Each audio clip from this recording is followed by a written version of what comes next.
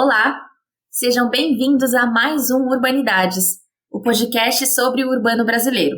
Eu sou a Ana, sua anfitriã, e hoje eu estou na companhia da Isis Fernandes. Tudo bem, Isis? Oi, Ana, tudo bem? É um prazer estar aqui. Um oi a todos os ouvintes. Maravilha, Isis. E também do Bruno. E aí, Bruno, tudo bem? Seja bem-vindo. Ei, Ana, obrigado pelo convite. Ei, Isis, um prazer estar no Urbanidade sempre. E já convidando os nossos ouvintes a seguir Urbanidades nas redes, né?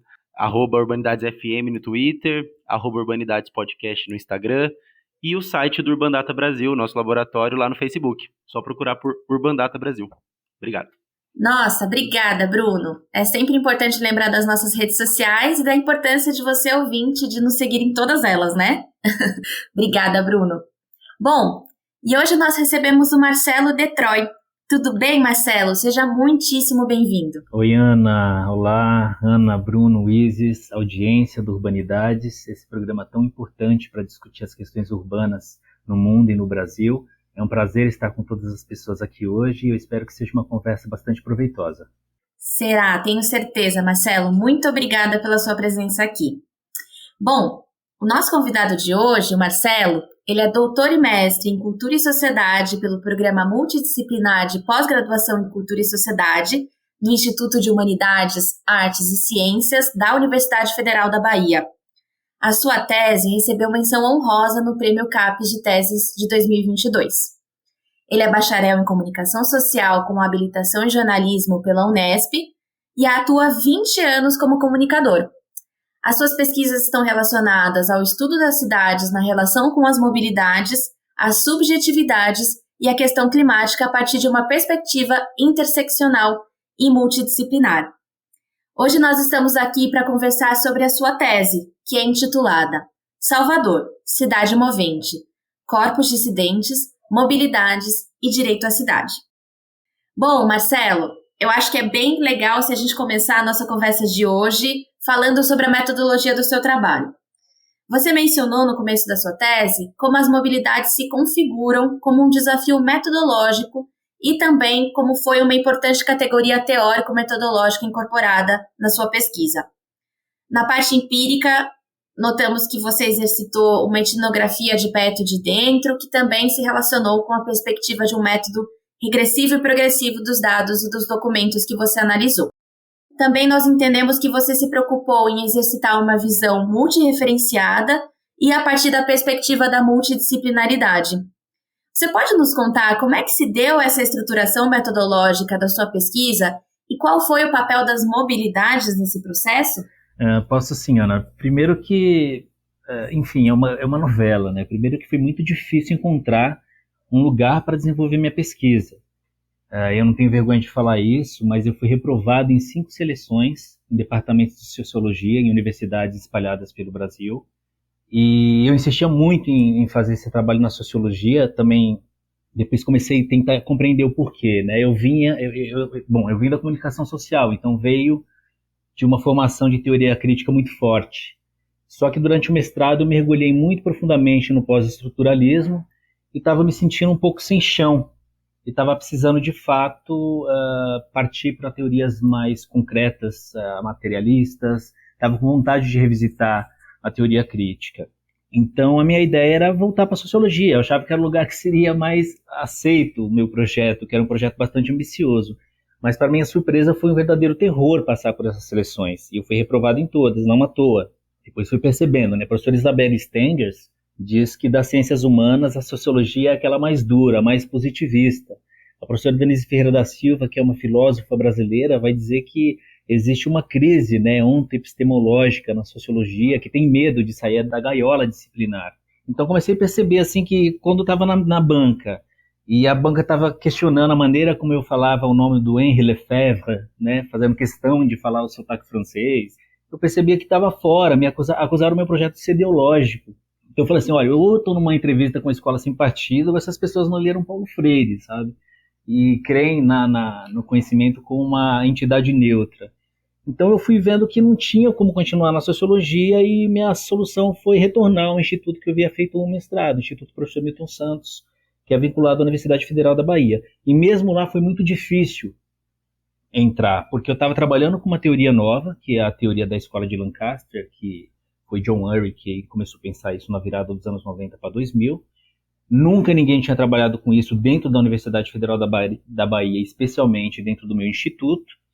Então eu precisava mostrar para a banca que eu estava com um referencial teórico multidisciplinar, multireferencial, e mostrar como eu ia fazer essa concertação, porque foi exatamente isso que eu fiz, uma concertação. Então eu bebi muito em Paul Feyerabend, né, que falava muito do anarquismo metodológico, de uma maneira de você contrariar as ciências, né, e sair um pouco do referencial do método indutivo hipotético, né, de pergunta-problema, essa coisa um pouco, vamos dizer assim, não é que é ultrapassada, as ciências humanas ainda vivem desse tipo de metodologia, mas eu precisava inovar.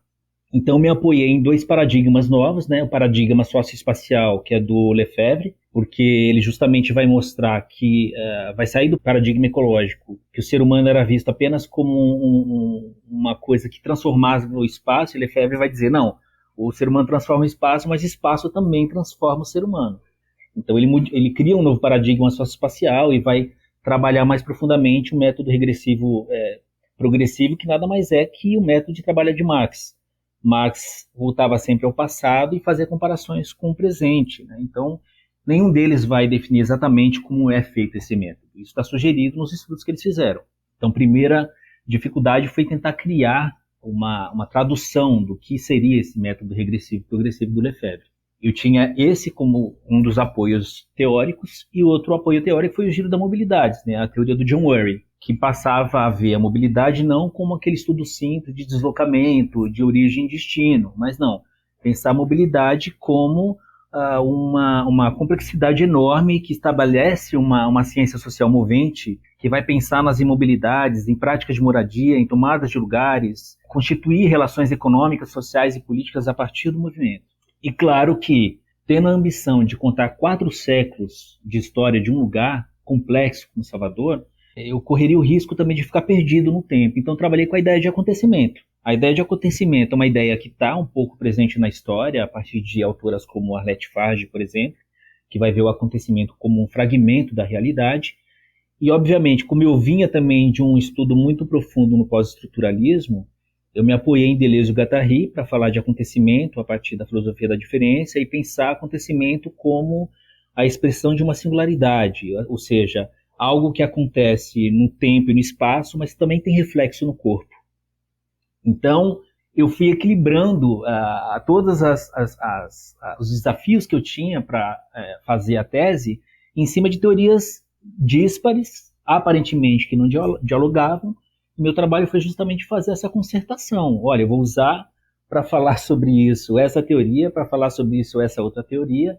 E óbvio que a mobilidade ela vai ter um papel importantíssimo, porque a partir da mobilidade eu consigo costurar assuntos aparentemente não relacionáveis. E a ideia de acontecimento, ou seja, eu olhava mundialmente marcos importantes para a mobilidade, em termos mundiais, acontecimentos históricos, a criação da bicicleta, a criação do automóvel, e relacionava isso com acontecimentos na cidade de Salvador ao longo desses 4 séculos. Então, foi uma pesquisa bastante exaustiva do ponto de vista da documentação, das referências de arquivos, porque justamente eu precisava fazer esse movimento regressivo, progressivo, ou seja, analisar com o meu corpo e a presença do meu corpo a cidade que eu tinha em mãos, aquela cidade possível que eu via, né, no dia a dia em Salvador, e dialogar com esse passado que estava perdidos em documentos e perdidos também na relação colonial de Salvador com a própria produção material, né, da cidade, e na produção simbólica e na produção de toda a economia que move essa cidade nesses 4 séculos. Então não foi uma coisa fácil, eu tive a peleja de entrar no programa e depois a peleja de organizar esse pensamento, porque o meu próprio orientador ele não tinha intimidade com essas teorias. Eu falei, vamos juntos. Né? E aí eu também fui buscando apoios em faculdades de arquitetura. Eu encontrei um professor muito incrível na França, que é o professor Ian Demoli. Ele aprofundou o que seria essa sociologia do automóvel, e Ian também foi me dando ferramentas para poder executar esse projeto bastante ambicioso. E foi bastante satisfatório, eu fiquei muito alegre em receber essa menção honrosa, eu saberia que o prêmio principal não viria, porque na última premiação o meu programa e o Instituto Milton Santos ganhou o prêmio principal e a gente, não vai ter um prêmio 2 vezes seguida para o mesmo instituto. Mas foi bastante surpreendente, foi uma vitória para mim, foi muito difícil fazer esse doutorado. Fiz sem bolsa, fiz trabalhando num restaurante de uma amiga. Eu tive 1 ano de bolsa em Portugal, porque eu fui fazer o doutorado de sanduíche, fui ser pesquisador visitante, mas em geral foram anos muito difíceis, né, com esse governo horroroso, então muito depauperamento nas universidades públicas, mas então essa premiação da CAPES vem com um coroamento, assim, sabe? Premiação de fato, me deixou muito feliz. Marcelo, entrando agora um pouco no tema da sua tese, gostaria que você falasse um pouco sobre os processos de urbanização do Centro Antigo de Salvador e como a gente pode entendê-los a partir das mobilidades, como elas podem nos ajudar a entender esses conflitos e esses processos de urbanização. Bom, Salvador, como todas as cidades em geral, elas são fruto da própria produção dessas cidades.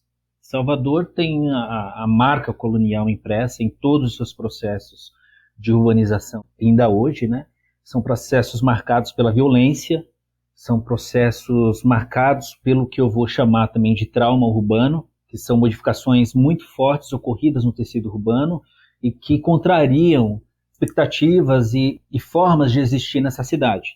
Então, por exemplo, Salvador, desde antes da colonização, as 2 formas prioritárias e primordiais de se andar por esse território era a caminhada, né, a mobilidade ativa, o caminhar e o marítimo, né, o uso de canoas, igapebas, que os indígenas tupinambás já faziam uso disso dentro da Baía de Todos os Santos, que é um grande espelho de água. Então, tudo que contraria esse movimento genuíno desses lugares foi muito carregado de traumas, porque eles vieram com imposição. Então você tem ali, primeiro, uma cidade que vai ser construída em um platô, ou seja, você tem a parte baixa, onde é o porto da cidade, onde chegam os materiais, onde os materiais produzidos pela colônia vão ser enviados para a metrópole, e você tem uma parte alta onde mora a elite econômica, a elite administrativa da cidade, e obviamente a gente está falando aqui de uma população branca. Então, isso já vai ser um ponto extremamente relevante para a urbanização de Salvador. Ela passa séculos tentando resolver essa ligação entre essas 2 cidades. Então, logo no século XVI, você já vai ter elevadores instalados, mecanismos instalados para fazer essa ligação entre essas 2 áreas, mas é óbvio que nesses 3 séculos, quem fez esse trabalho de ligação entre o plano baixo da cidade e o plano alto foi a mão de obra escravizada, pessoas negras escravizadas que foram o motor da economia colonial. Isso vai ser determinante para esse urbanismo, porque, veja, mesmo depois da instalação dos artefatos modernos, e aqui eu estou querendo dizer o automóvel, o bonde, enfim, toda a maquinaria que chega com a modernidade, essa modernidade que eu falo já no final do século XIX, isso não vai dar conta de lidar com um lugar que é extremamente úmido, que chove todo dia, ou seja, nem os bois conseguiam subir as ladeiras de Salvador. E era muito escorregadio, os carros vão ter problema quando chegam lá. Então quem faz essa movimentação de toda a estrutura material e econômica da cidade é a mão de obra escravizada. Mas você tem um período muito importante da urbanização, que é chamada de Idade de Ouro pelos pesquisadores, que vai de 1650 a 1765, que é quando a cidade vai ser bastante urbanizada, inclusive também com influência do Marquês de Pombal. Mas o próprio Milton Santos, quando estuda Salvador, ele vai mostrar que, de fato, o crescimento da cidade ela passa praticamente 3 séculos sem crescer. Salvador só cresce, de fato, com pujança e força a partir do século XX, dos anos de 1950, quando a cidade começa a produzir a região ali petróleo. Porque antes disso, Salvador não produz nada. Salvador é meramente um entreposto comercial. É um lugar de escoamento de toda a produção colonial. Então isso vai determinar muito o modo de ser da cidade. E óbvio, quando eu começo a perceber o papel das mobilidades na constituição da cultura da cidade e na constituição das relações sociais, eu começo a ver as dimensões dessa mobilidade. Então quando eu penso a mobilidade como fluxo de informações e mercadorias, eu estou pensando na colonização, eu estou pensando na diáspora africana, nas viagens transatlânticas, né, as rotas de comércio ali na Baía de Todos os Santos. quando eu penso em mobilidade como locomoção, eu estou pensando em toda a estrutura de locomoção que tem na cidade, desde do andar a pé, as chamadas cadeiras de arruar, que eram carregadas por pessoas escravizadas, né, carregavam a elite. Estou pensando também na mobilidade como identidade, falando de carrocracia, ou de circulativismo. Estou pensando na mobilidade como direito à cidade, a partir dos movimentos sociais que lutaram por transporte digno, como o quebra-bonde de 1930, ou o quebra-quebra de 81, a própria revolta do Buzu de 2003, ou seja, os grandes conflitos urbanos de Salvador estão ligados à questão da mobilidade. E aí, em última instância, eu penso a mobilidade também como manifestação da cultura popular. Eu fui percebendo que todas as grandes manifestações culturais de Salvador estão ligadas ao movimento. Então é o Saveiro, que é uma espécie de barco movido à vela, que teve grande influência na cultura da cidade, porque era o que fazia a mediação da cidade com o interior da Bahia, que é o Recôncavo. A própria festa da independência da Bahia, que é comemorada no dia 2 de julho, que remete ao acontecimento de 1823, o grande símbolo dessa festa é uma carroça do século XIX, que é puxada na cidade com o povo atrás. Você tem o próprio carnaval de rua, que é um fenômeno também de mobilidade, onde as pessoas correm atrás de um caminhão sonorificado, né, para comemorar o carnaval. E também as procissões marítimas, os cortejos, né? Tem um personagem no centro de Salvador, muito emblemático no século XX, que é uma mulher de roxo. Ela caminha pelo centro da cidade, ela também passa a ser um símbolo dessa cultura. É óbvio que isso não está muito longe do que o professor Roberto da Mata falou a respeito da cultura brasileira, que estava muito ligada às procissões, muito ligada ao carnaval e aos desfiles militares. Mas Salvador é um caso sui generis, porque você vê toda a cultura simbólica, a cultura material da cidade ligado à ideia de movimento. Então a teoria do John Urry caiu como uma luva para analisar essa questão. E aí eu consigo fazer essa amarração complexa de tantas dimensões diferentes imóveis dentro da cidade de Salvador.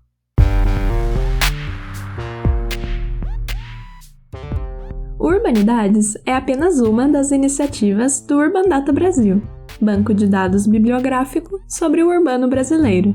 Em nosso site você encontra milhares de referências classificadas, textos digitalizados para download gratuito e pode registrar trabalhos de sua autoria. Visite urbandatabrasil.fefeleste.usp.br e siga também nossa página no Facebook.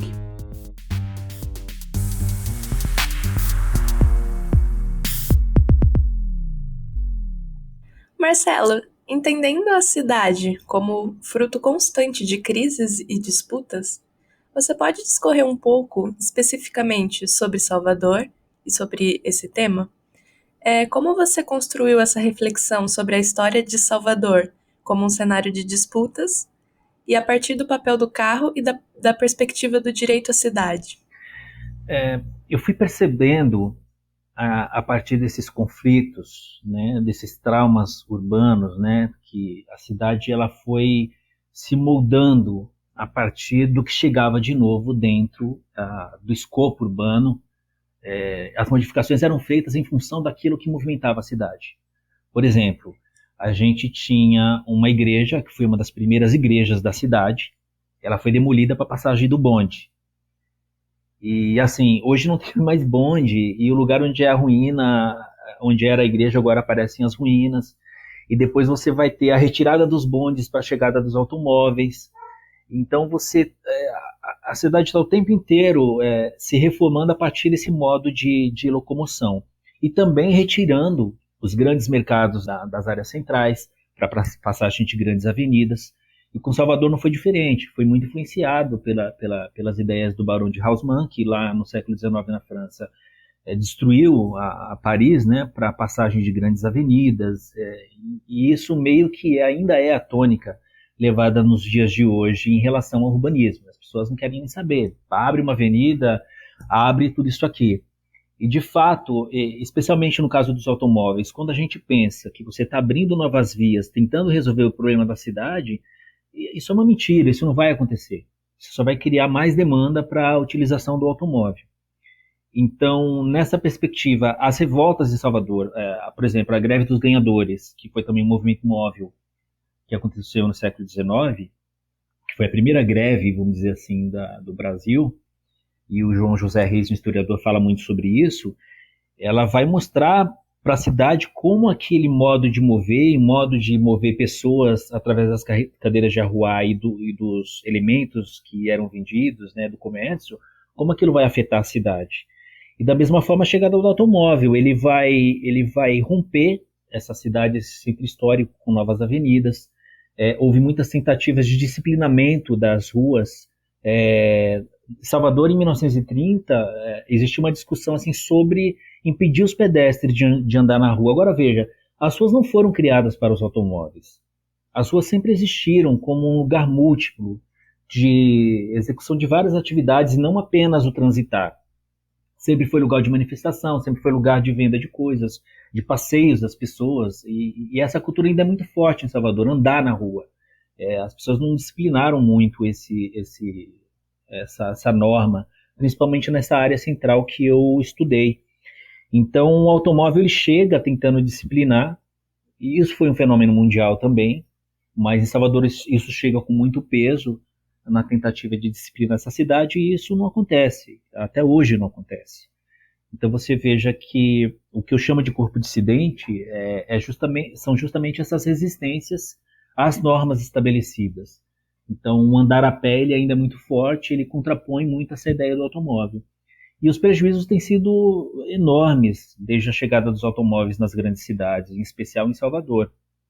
A cidade se modificou muito, as áreas foram depauperadas, porque tem esse paradoxo também que Milton Santos já explorou. À medida que Salvador vai construindo uma rede de transporte, uma rede de estradas, uma rede de bonde, o centro começa a ser esvaziado, porque as pessoas começam a sair dos centros, porque eles passam a ser consideradas áreas perigosas, e as pessoas procuram se encastelar nos seus condomínios, criar bairros, vamos dizer assim, da branquitude, justamente porque a cidade era vista como esse local do perigo, né? Até o século XIX, as ruas de Salvador eram dominadas por homens e pelas pessoas escravizadas. As mulheres escravizadas andavam porque elas faziam também a negociação de mercadorias, mas a rua sempre foi considerada um lugar de perigo, né? Nunca foi um lugar assim muito aceito para as mulheres, principalmente as mulheres da elite, que viviam muito trancadas. Quando começam a surgir os modos de transporte, o automóvel, o bonde, as mulheres passam a sair do confinamento do lar, e isso também vai ter uma modificação social a partir desse movimento das pessoas. E o carro vai ter seu papel, né? Ele vai ter um papel de esvaziar o centro, criar essa ilusão da cidade moderna, mas que era ainda de maioria escrava. E quando você vai ler os jornais, quando você vai ler a história, você percebe que a criação desses artefatos são louvados como uma peça de modernidade que chega nos rincões do Brasil, mas ao mesmo tempo há uma vergonha de uma cidade genuinamente negra. Então tenta-se retirar as pessoas do protagonismo, né, as pessoas negras em especial, as pessoas indígenas, e louvar Salvador como uma cidade europeia, a cidade dos artefatos, né?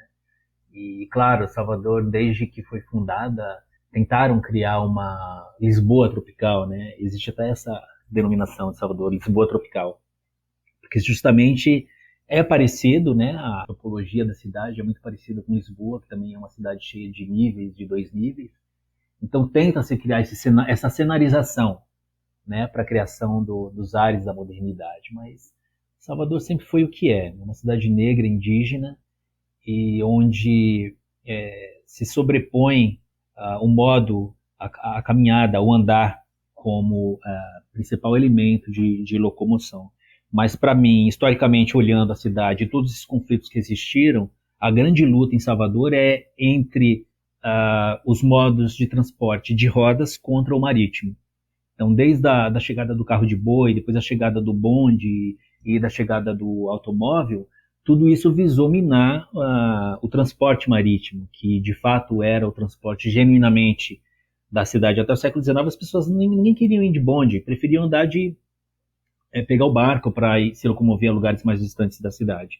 E isso, infelizmente, essa luta ainda está acontecendo e deve ter seu capítulo final nos próximos anos, porque tem um projeto agora para construir uma ponte que vai ligar Salvador à ilha de Itaparica, E, obviamente, o transporte marítimo, que já é depauperado, já está sucateado, e vem sendo sucateado desde o século XIX, desde a invenção desses novos artefatos, provavelmente ele vai ser o golpe fatal, né? Se essa ponte for construída, além do impacto ambiental, além do pacto social que vai ser, ela também vai modificar, vai talvez acabar com essa, ou diminuir mais ainda, essa maneira de transporte que é o mar. Maravilha, Marcelo. Na sua fala, a gente percebe, de fato, o forte caráter da multidisciplinaridade, da interseccionalidade, né?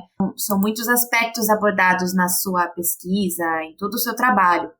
E eu queria fazer uma pergunta sobre possíveis intersecções que, na sua opinião, nós podemos estabelecer entre raça, gênero e sexualidade na história de Salvador. Eu escrevi um artigo recentemente, que tem um título, Raça, Gênero e Sexualidade no Caldeirão da Mudança Climática. A dona Haraway, ela vai falar um pouco disso, né? A gente não nomeou a nova era como antropoceno, mas é injusto você atribuir as mudanças climáticas a todos os seres humanos. Eu sempre me pergunto, né, o que uma tribo de Xingu tem a ver com a mudança climática? Se eles estão ali justamente defendendo a floresta, né, defendendo um modo de vida que não impacta a natureza. Então eu gosto muito de pensar no capitaloceno, porque as mudanças climáticas são fruto do capitalismo exacerbado, do aquecimento global provocado pela industrialização. E a gente está falando de uma industrialização, né, mínima, a gente está falando de uma explosão de uso de energia, de uma explosão de modos de consumo. Então, eu sempre penso isso, né? Quem são as pessoas, quem são as mulheres, quem são os gays que estão na linha de frente do comando da industrialização? Então é óbvio que a gente está falando aqui também de uma relação, de uma filiação e de um agenciamento com pessoas que detêm o poder econômico. Uma pesquisadora que criou o termo de petromasculinidade justamente para definir esse homem branco cristão motorizado que não quer abrir mão do automóvel e acha que tem que ter liberdade para andar, que a liberdade dele está acima do interesse comum de não aquecer o planeta. Outro exemplo, quando teve o furacão Katrina nos Estados Unidos, e a Naomi Klein narra muito bem isso. Na hora de socorrer, de fugir do furacão, as pessoas brancas tinham seu automóvel, montaram no automóvel e fugiram para áreas seguras. Quem ficou nas áreas que seriam inundadas eram as pessoas negras. E ao longo da história, os ecofeminismos queer, que é uma corrente teórica advinda dos próprios estudos queer, né, que logo perceberam que existia uma matriz gênero-sexo que dava sentido a determinados privilégios sociais, esses ecofeminismos queer logo perceberam que as mesmas instituições que maltratavam a terra, maltratavam o meio ambiente, eram muito próximas daquelas que impediam as pessoas de gênero e sexo dissidentes terem uma vida comum, terem direito à vida. Então, eu sempre digo isso, assim, as pessoas que têm feito mal ao meio ambiente, as principais responsáveis pelos impactos climáticos hoje, não são as pessoas indígenas, não são as pessoas negras, é a maioria branca, que está ligada à industrialização, que está ligada a um pensamento cartesiano, a um pensamento de destruição, de domínio da natureza. E, obviamente, existem os relatos, os relatórios anuais da ONU que mostram que numa crise climática, como já vem acontecendo em vários lugares do mundo, as pessoas negras que ocupam áreas depauperadas da cidade, áreas ameaçadas, são as que mais vão sofrer com inundações, com eventos severos. E as mulheres também, porque elas estão na linha de frente da agricultura em muitos países do mundo. Se você pensa num evento climático que vai danificar o abastecimento de água, ou que vai danificar o regime climático de determinada região, que depende do plantio e onde as mulheres estão na linha de frente, essas mulheres vão ser as primeiras a ser atingidas. Então, sem dúvida, a questão do gênero, da raça, da sexualidade, ela tem muito a ver com as pessoas que agem para a piora do planeta. Essas mesmas pessoas que são as negacionistas do clima e que estão produzindo falsos estudos para dizer que a mudança climática ela não existe ou que a mudança climática é uma questão natural, isso é uma mentira. A mudança climática ela existe por ação da humanidade, por ação do modo de vida que nós temos feito, o modo de vida que a gente leva desde a Revolução Industrial. E é isso que tem causado toda essa confusão no planeta, e nós sabemos quem está na linha de frente desse pensamento. Marcelo, uma coisa que eu fiquei pensando agora e gostaria que você falasse um pouco, você levanta como um dos elementos conclusivos do seu trabalho a questão de que a modernidade ela não se instaura, ela não se espraia completamente pela cidade, né, de uma forma uniforme. Eu gostaria que você falasse um pouco sobre isso, sobre como que você trabalhou essa tese. É porque quando eu penso em modernidade, eu estou pensando aqui, obviamente, com os pensadores latino-americanos que consideram a modernidade um tempo enorme, de 4 ou 5 séculos, que começa com as grandes navegações e a instauração do tráfico de pessoas escravizadas negras no Atlântico, e, obviamente, a invasão da cultura europeia, cristã e branca nas Américas, com o seu poder de disciplinamento, né, com a criação do outro, né, e isso vai criar modos de vida, vai criar influência, maneiras de ser, né, aculturamento. Você veja, num país como o nosso, onde todas as pessoas andavam nuas, e você impor uma maneira de vestir, elementos ligados à religião, moralização de questões culturais. Modernidade é um pacote de coisas, né? Não é uma coisa só. E ela também se estabelece na maneira como a gente se desloca pelo espaço. O culto à velocidade, culto ao automóvel, essa ideia de que nós somos livres, né? As teorias sociológicas passaram 30 anos defendendo a questão da liberdade, defendendo a questão do acesso, mas nunca se preocuparam com a questão climática. O Chakrabarty vai falar disso. A mansão das liberdades modernas repousa sobre uma base de petróleo, de queima de combustível. Então, é nesse sentido que eu falo que em Salvador até hoje você não tem uma... Aliás, em nenhum lugar, para dizer, não existe processos absolutos, né? Mas, obviamente, que se você comparar o estabelecimento da modernidade em cidades como São Paulo, né, que realmente passaram por um processo da criação do trabalho, né, daquela ideia precisava estar bem estabelecidos as bases de uma sociedade, entre aspas, civilizada. Salvador passa os séculos lutando contra isso, contra essa imposição cultural. Mas, como eu disse, a instalação dos artefatos móveis, ela cria a cenarização da cidade, né, daquela cidade modelo que está ali nas áreas centrais, mas que a gente sabe que não está acessível para todo mundo. Eu acabei de publicar também um texto agora mostrando que um país que tem quase metade da população que não tem acesso a esgoto e a água encanada dentro da sua casa. Então, como a gente pode dizer que essa modernidade chegou, né? Essa ideia do conforto é uma ideia para poucas pessoas, né?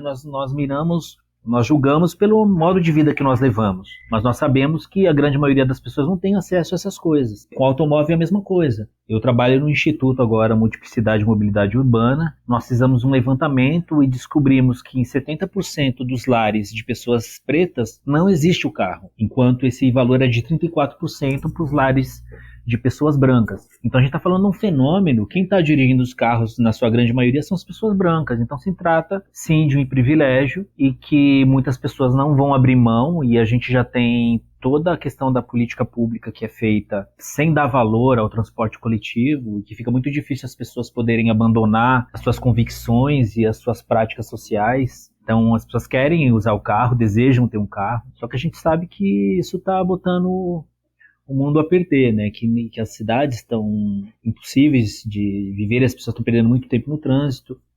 Então, quando eu falo que Salvador não atingiu a modernidade por completo, é por isso. É porque há resistência a essas práticas que foram impostas, e existe uma história de resistência na cidade em relação aos modos de se mover. E, obviamente, que se a gente está pensando num mundo que está lutando para a temperatura não atingir 1,5 graus acima do que já está, a gente está dizendo que os transportes ativos, né, o modo de caminhar, o uso da bicicleta, eles são ferramentas importantíssimas para a redução de poluentes. Eu fiz esse cálculo na minha tese porque estudei a maneira como as bicicletas estão sendo compartilhadas ali no centro antigo, e isso tem sido uma prática muito, muito forte em Salvador, até porque a história desse artefato, a bicicleta, também é um artefato da elite. Ele se populariza a partir do século XX, e ainda hoje nós temos muito poucas mulheres pedalando, estatisticamente a grande maioria esmagadora é homem, justamente porque as mulheres também são esses corpos que sofrem com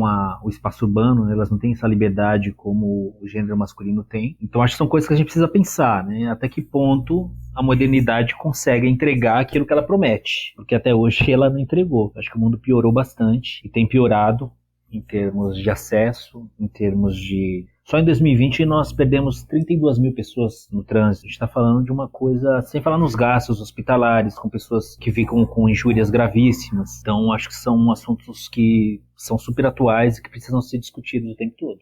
Marcelo, já puxando o gancho assim para esses assuntos atuais, você publicou recentemente um artigo, né, Coronavírus, lições antinegacionistas e o futuro do planeta. E a gente podia falar um pouco dessas práticas de negacionismo em relação à pandemia e como se insere também nessa onda de negacionismos que acessou a questão climática. Eu acho que, atualmente, eu acho que até você tinha me falado anteriormente de alienação, né? Eu acho que é mais do que alienação, porque quando a gente fala em alienação, nós estamos voltando para a teoria crítica e estamos falando no conceito marxista que diz respeito especificamente à questão de classe, né? Trabalhadora, que não, vamos dizer assim, não se identifica com sua classe e vive ali naquela alienação. Eu acho que a questão climática é muito mais grave, ela é negacionismo. O negacionismo é uma estratégia ocidental dessa revolução industrial que está morrendo, que sabe que não vai poder continuar, porque se continuar vai ser o fim do planeta. Então o negacionismo é uma ferramenta de divulgação de mentiras e é muito bem pensado, porque existe mecanismos, né, de divulgação de dados falsos. Nós sabemos que existem empresas que estão por trás da divulgação desses dados falsos, justamente para criar essa ideia de que não, olha, nós somos o que nós estamos passando é natural, né? O mundo sempre foi assim, mas é mentira. Tem um Centro para Estudos de Negacionistas da Mudança Climática lá na Suécia, chama-se Forced. Eles realizaram inúmeras pesquisas para revelar o perfil do negacionista do clima. Em 2014 teve um trabalho de 2 pesquisadores que analisaram a reação de negacionistas do ano de 2006 até 2009. Então eles descobriram que essas reações estavam acontecendo porque a Suécia estava se empenhando muito ao apoio a ações que evitassem a mudança climática. Teve aquele lançamento do filme do Al Gore chamado Uma Verdade Conveniente, e o IPCC estava começando a divulgar as primeiras pesquisas falando da mudança climática. Então, essas pessoas, dentro dos seus privilégios, começam a se sentir marginalizadas, banidas, oprimidas. A gente sabe que isso tem sido a característica também da extrema-direita no mundo, porque eles são movidos por esse sentimento de ressentimento, de inferioridade, de que existe uma ameaça comunista para dominar o mundo. Então, para esses pesquisadores da Suécia, por exemplo, esses negacionistas estão ligados a masculinidades da modernidade industrial, que estão em declínio, porque não adianta você dizer que é possível. Não é possível mais. Eu acho que é evidente que os inúmeros eventos radicais do clima que a gente está assistindo mostram que não dá para a gente continuar mais levando a vida como tem levado. E eles descobriram que essas empresas ligadas à emissão de gases, como a Volvo, por exemplo, financiavam falsos cientistas para produzir dados falaciosos. Quer dizer, não eram nem cientistas do clima, eles se passavam por cientistas do clima, divulgavam dados falaciosos em páginas da internet, sabe? E eu acho que a gente teve o auge disso com a eleição do Donald Trump. O Trump, ele foi um negacionista climático, assim, efetivo, sabe? Assim como o Bolsonaro. E aí você veja, você cria mundos paralelos e impedem as pessoas de viverem o mesmo mundo, de compartilharem o mundo. A ideia é justamente criar uma cisão entre o mundo real, né, o mundo onde todas as pessoas vivem, e criar esse mundo paralelo, onde a mudança climática é uma mentira, que existe uma ameaça comunista. Mas isso é uma retórica típica do patriarcado, é um temor em relação à transformação dessas masculinidades ligadas à modernidade industrial. A gente sabe que o automóvel é um objeto de desejo masculino, ele tem sido assim ao longo da história. Então, essa petromasculinidade que a Daggett fala, essa pesquisadora, mostra muito isso. E os negacionismos, eles se fiam, ele é uma linha de filiação. A professora Débora Danovski, ela vai falar muito sobre isso, né? Que o negacionismo do Holocausto, ele se liga também com o negacionismo climático. E é por isso que o Bruno Latour, que faleceu há pouco tempo, ele escreveu esse livro, né?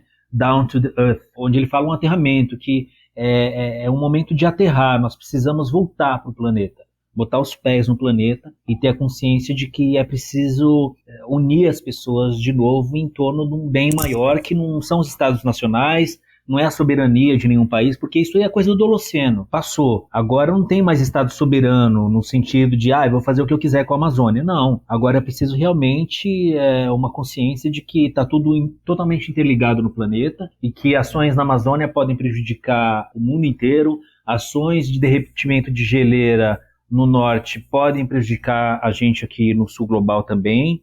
Então, é isso. Eu acho que são duas visões de mundo em conflito e que, enfim, tem muita coisa para acontecer nas próximas décadas, né? Realmente, Marcelo. E para puxar até para as nossas falas finais, finalizando o nosso episódio, como de fato tem muita coisa para acontecer aí, como é que a gente pode te acompanhar as discussões que você sempre se propõe a fazer nos seus textos? Quais são as suas redes sociais, seus projetos futuros?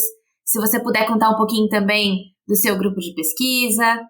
Bom, minhas redes sociais é Marcelo Detroy, vocês podem me encontrar no Instagram, no Twitter também.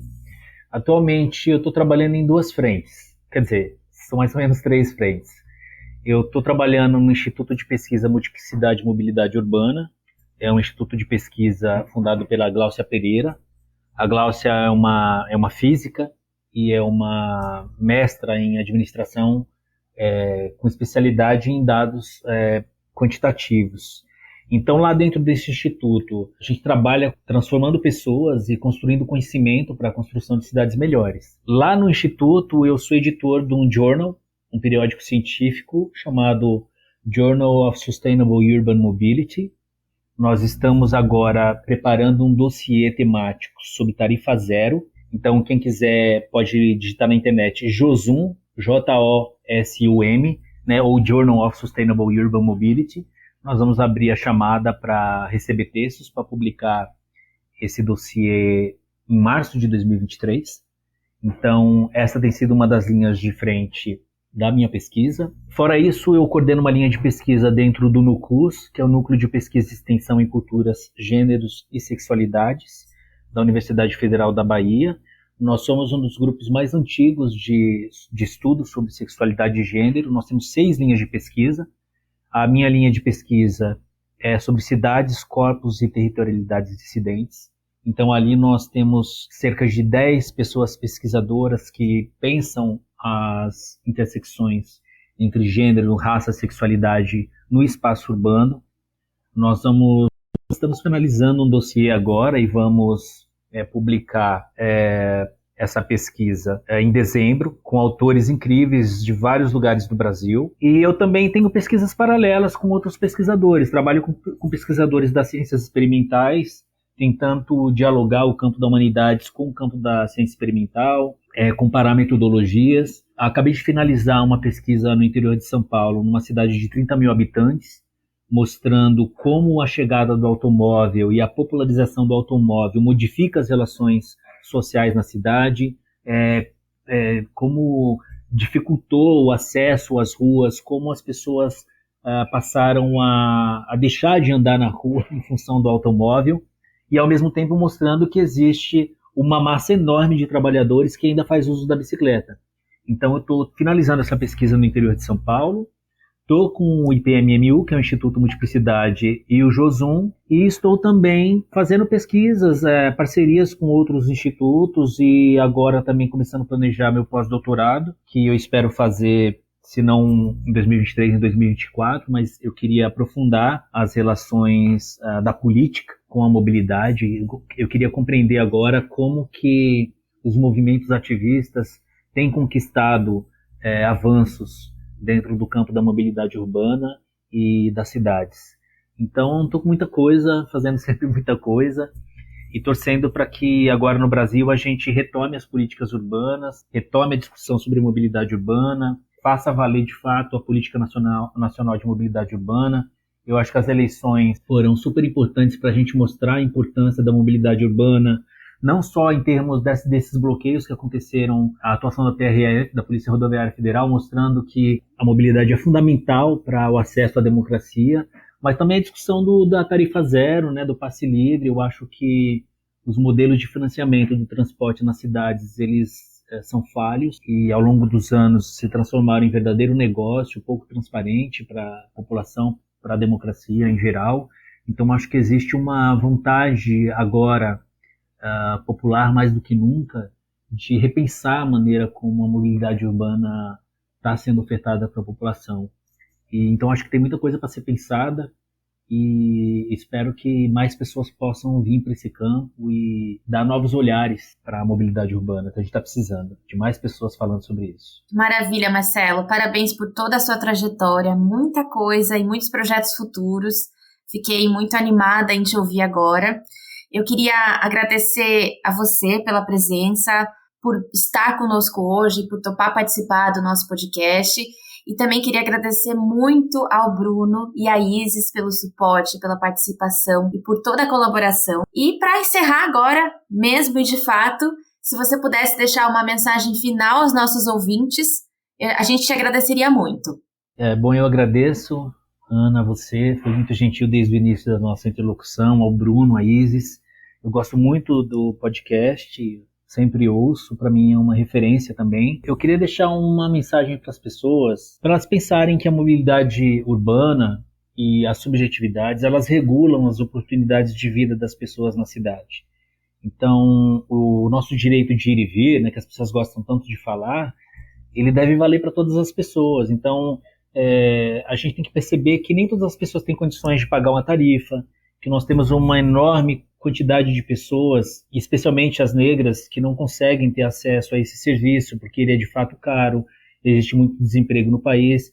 Então eu acho que todas as pessoas deviam se empenhar por um mundo mais móvel, no sentido de que todos possam ter acesso às mobilidades, porque isso vai ser bom para todo mundo. Vai ser bom para a cidade também, porque se nós fortalecemos os sistemas públicos de transporte, o transporte coletivo, isso significa que vão ter menos carros nas ruas, isso vai gerar menos emissão de poluentes, isso vai fazer uma cidade melhor para todo mundo poder caminhar, poder ocupar os espaços urbanos. Então acho que todas as pessoas deviam refletir sobre suas práticas móveis. Será que realmente eu preciso ir de carro, andar 1 quilômetro? Será que eu não posso ir a pé hoje? Ou será que as pessoas, principalmente que moram em áreas centrais, que são mais privilegiadas em estrutura, que tem uma ciclovia ali, que se ela usar não vai ofertar risco à vida dela, porque eu sei também que é complicado ficar exigindo da população o uso da bicicleta, porque se não tem infraestrutura é muito difícil num país como o Brasil que mata milhares de pessoas por ano. Mas eu peço para aquelas pessoas que têm a possibilidade, que têm privilégio, que conseguem enxergar essa problemática, que façam uso do modo ativo de transporte. Porque eu acho que vale a pena a gente pensar num mundo para além, né? Um dia todos nós vamos embora daqui, que essa é a regra da vida, mas a gente tem que pensar e lutar para que o planeta continue, né? A gente vai embora, mas o planeta precisa estar vivo e precisa ter o seu sistema termoambiental equilibrado. Isso depende muito da gente, do que a gente consome. Então vamos pensar se eu estou consumindo. Eu sei que a gente está envolto nessa rede que às vezes nos dá uma sensação de impotência, né, de alienação, mas eu acho que a gente pode fazer em pequenas coisas muita coisa ainda que pode evitar e melhorar a vida de todo mundo. Eu acho que essa é a minha mensagem.